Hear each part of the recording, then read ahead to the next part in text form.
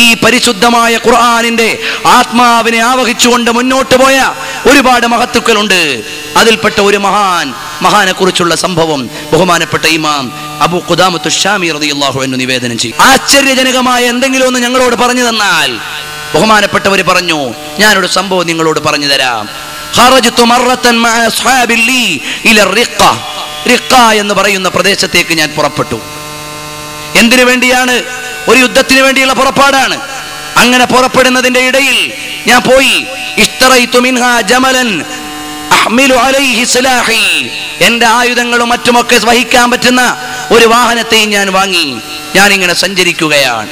വഴിയിലുള്ള പള്ളികളിൽ കയറി, ചെറുപ്പക്കാരുള്ള പള്ളികളിൽ കയറിയിട്ട് ആരാണ് അള്ളാഹുവിന്റെ മാർഗത്തിലേക്ക് യുദ്ധം ചെയ്യാൻ വരാൻ എന്നവരോട് മുഴുവനും ഞാൻ ചോദിച്ചു.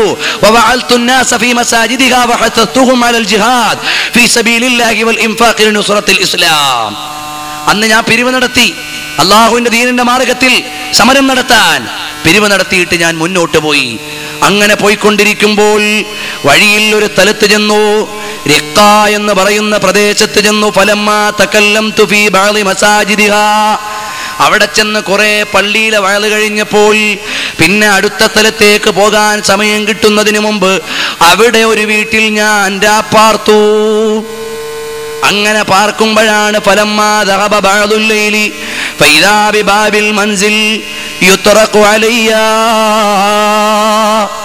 ഞാനെങ്ങനെ വീട്ടിൽ രാത്രിയിരിക്കുമ്പോഴാണ് എൻ്റെ വീടിൻ്റെ വാതിൽക്കൽ, അഥവാ പ്രദേശത്ത് ഞാൻ താമസിക്കുന്ന റൂമിൻ്റെ വാതിൽക്കൽ ഒരു മുട്ട് കേൾക്കുന്നു.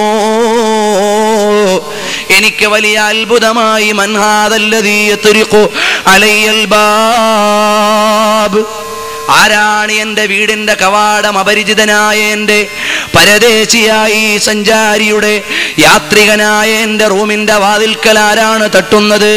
ഫാന റജുലുൻ ഗൈറു മഅറൂഫ്, ഇവിടെ അറിയപ്പെടാത്ത ആളാണല്ലോ. ആരാണ് എൻ്റെ വീടിൻ്റെ വാതിൽക്കൽ വന്ന് മുട്ടുന്നത്? ഫലമ്മാ ഫതഹതുൽ ബാബ, വാതിലങ്ങ് തുറന്നു പോക്കിയപ്പോൾ ഫൈദാ ബിംറാത്തിൻ, ഒരു പെണ്ണ് വാതിൽക്കൽ നിൽക്കുന്നു.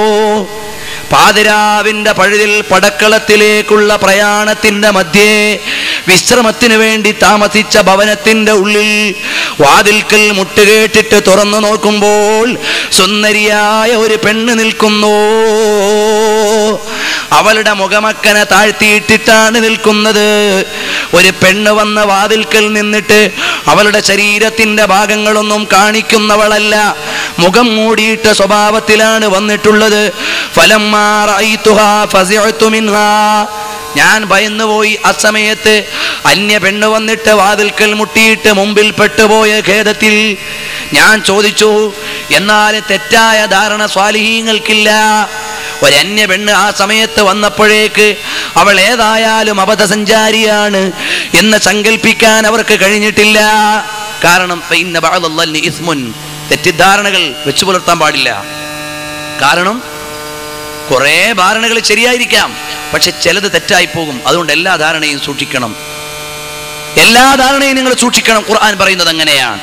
അപ്പൊ മഹാനവറുകൾ പറയാണ്, ഞാൻ ചോദിച്ചു, യാ അമത്തല്ലാഹ്, അല്ലയോ അള്ളാഹുവിന്റെ ദാസിയായ പെണ്ണെ, എന്തിനാണ് ഈ സമയത്ത് വന്നത്? അള്ളാഹു തആല നിനക്ക് റഹ്മത്ത് ചെയ്യട്ടെ. ഉടനെ അദ്ദേഹം ആ മഹദി ചോദിച്ചു, ആ വന്ന പെണ്ണിന്റെ ചോദ്യമാണ്, അൻത അബൂ ഖുദാമ, നിങ്ങൾ അബൂ ഖുദാമയാണോ? ഖുൽതു നഅം, അതെ ഞാൻ അബൂ ഖുദാമയാണ്. എന്നാൽ മഹാനവറുകളോട് ചോദിക്കുകയാണ്, അൻതല്ലദീ ജമഅതൽ മാല അൽയൗമ ലിസ്സുഗൂർ, പടക്കളത്തിലേക്ക് യുദ്ധത്തിന് പോകാൻ പൈസ പിരിച്ചയാൾ നിങ്ങളല്ലേ? നഅം, അതെ. فلما سمعت مني ذلك دفعت الي رقعه وخرقه مشدوده ثم انصرفت باكيه. അവരുടെ പൊതിയും ഒരു കുറിപ്പും എൻ്റെ കയ്യിലേക്ക് എറിഞ്ഞു തന്നിട്ട് അവൾ കരഞ്ഞുകൊണ്ടങ്ങ് പോയി. ഒരു കുറിപ്പുണ്ട്, ഒപ്പം ഒരു പൊതിയുമുണ്ട്, അതിൻ്റെ അടുക്കലേക്ക് ഇട്ട് തന്നിട്ട് അവൾ അങ്ങ് പോയി.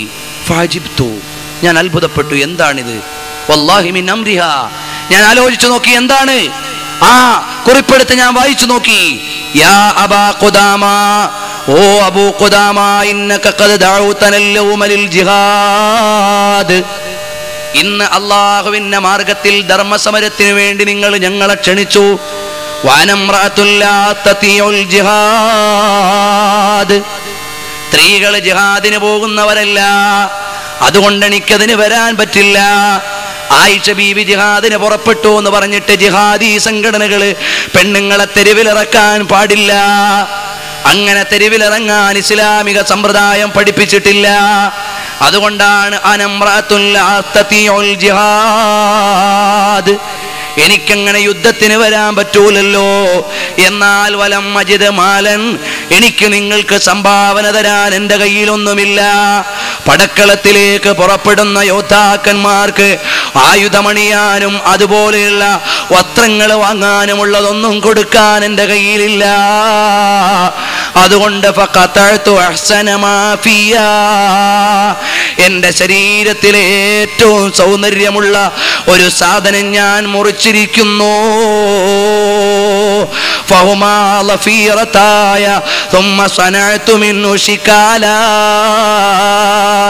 എൻ്റെ ശരീരത്തിൽ മനോഹരമായി വളർന്നു കിടക്കുന്ന മുടിയുടെ 2 കെട്ടും ഞാൻ മുറിച്ചെടുത്തു. അതുകൊണ്ട് ഞാൻ ഒരു കടിഞ്ഞാൺ ഉണ്ടാക്കിയിട്ട് കൊണ്ടുവന്നിരിക്കുന്നു. അതുകൊണ്ട് പ്രിയപ്പെട്ട അബൂ ഖുദാമ,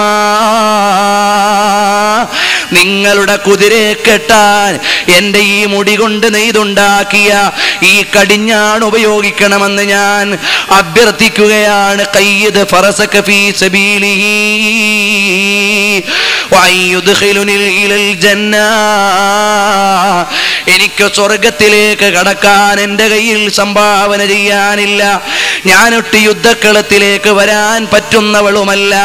അതുകൊണ്ട് ഞാനിതാ നൽകിയ എൻ്റെ സംഭാവനയെ സ്വീകരിക്കണമെന്ന കുറിപ്പ് കൊടുത്തപ്പോൾ മഹാനവറുകൾ പറയുകയാണ്, ശരീഅത്ത് അങ്ങനെയൊന്നും പഠിപ്പിച്ചിട്ടില്ലെങ്കിലും അവളുടെ മനസ്സിലുള്ള ആവേശത്തിൻ്റെ അലമാലകളും ആഗ്രഹത്തിൻ്റെ ആധ്യാത്മികതയും എല്ലാം ഞാൻ ഉൾക്കൊണ്ടുകൊണ്ട് അത്ഭുതപ്പെട്ടു പോയി. ഒരു പെണ്ണിൻ്റെ ആഗ്രഹം അള്ളാഹുവിൻ്റെ മതത്തോട് പ്രതിപത്തി കാണിക്കാൻ, അതിൻ്റെ വിജയത്തിന് വേണ്ടി പിന്നണി പോരാളിയാകാൻ, ആ ആഗ്രഹത്തിൻ്റെ മുടിക്കെട്ടുകൾ കൊടുത്തുവിട്ടു. അവസാനം ബഹുമാനപ്പെട്ട അബൂ ഖുദാമ യാത്ര ചെയ്യുകയാണ്. വഴിയിൽ കുറച്ചുകൂടി മുന്നോട്ട് പോയപ്പോൾ, അഥവാ മസ്ലമത്ത് ബിൻ അബ്ദുൽ മലിക് എന്ന കോട്ടയുടെ അടുക്കലെത്തിയപ്പോൾ, അതാ ബാക്കിൽ നിന്നൊരു കുതിര സവാരിക്കാരൻ വിളിക്കുകയാണ്, യാ അബാ ഖുദാമ ഖിഫ് അലയ്യ യർഹമുകല്ലാഹ്, ഒന്ന് നിൽക്കണേ അബൂ ഖുദാമ, അല്ലാഹു നിങ്ങൾക്ക് റഹ്മത്ത് ചെയ്യട്ടെ. ആ വർത്തമാനം കേട്ടപ്പോൾ മഹാനവറുകൾ പറയുകയാണ്, ഞാൻ എൻ്റെ കൂട്ടുകാരോട് പറഞ്ഞു, നിങ്ങൾ പോയിക്കോ,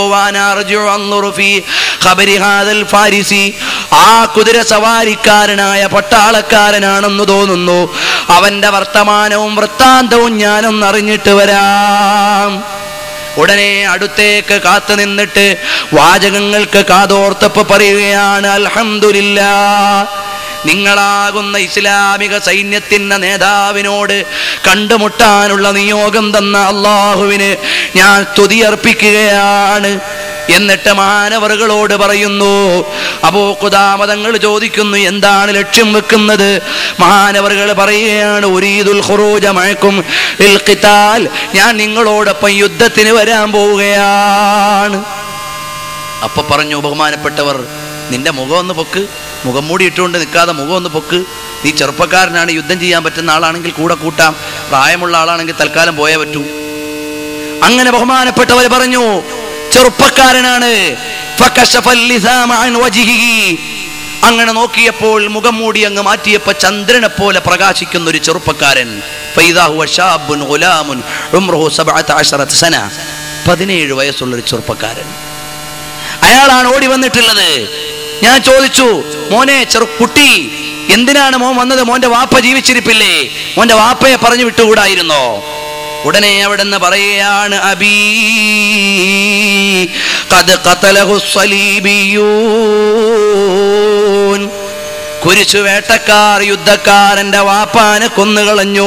വഅന ഖാരിജുൻ നുഖാതിലുല്ലദീന ഖതലൂ അബീ, എൻ്റെ വാപ്പാന്റെ ഘാതകരടങ്ങുന്ന ഇസ്ലാമിന്റെ വിരോധികളെ അഭിമുഖീകരിക്കാനാണ് ഞാൻ വന്നിട്ടുള്ളത്. അതുകൊണ്ട് എന്നെ തടയാൻ പാടില്ല. അപ്പൊ ചോദിക്കുകയാണ്, മോനെ നിനക്ക് ഉമ്മയില്ലേ? ആ ഉമ്മാക്ക് ഖിദ്മത്ത് ചെയ്ത് ജീവിച്ചുകൂടെ? അല്പം ഒന്ന് പോയിട്ട് ഫഅഹ്സിൻ സുഹബതഹാ ഫഇന്നക ഇദാ അഹ്സൻത സുഹബതഹാ ഫഇന്നൽ ജന്നത തഹത ഖദമിഹാ. മോൻ ഉമ്മാക്ക് പോയിട്ട് ഖിദ്മത്ത്